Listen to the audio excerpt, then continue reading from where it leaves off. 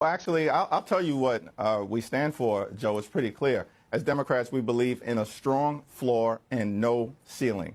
In America, you work hard, you play by the rules, you should be able to live the good life.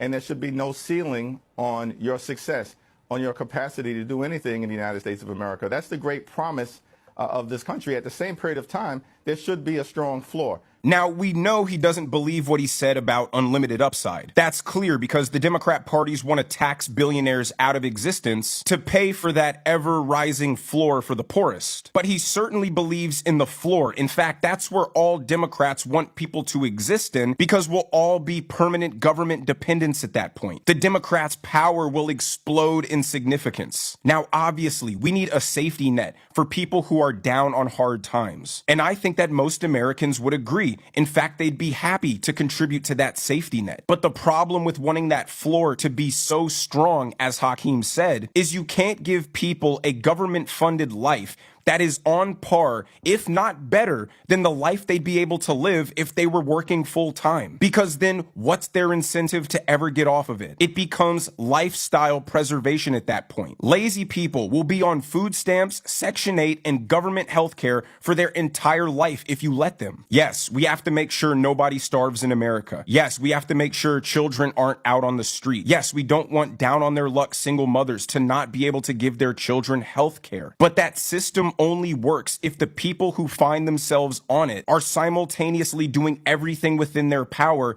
to get off of it. And that's the problem of the Democrats' philosophy of free everything, this strong floor. Because all they're doing is using semantics. What they're really talking about is socialism. If people have to get up every single day and bust their ass at work, and they are living a worse quality of life than someone who sits at home all day and mooches off of the government, that system will eventually crumble because the government can only afford to pay that person's free lifestyle from the taxes they get from the person who is working every day. And here's where they question Hakeem Jeffries on Zohran Mamdani and his socialism. And this is where Hakeem really begins to rage.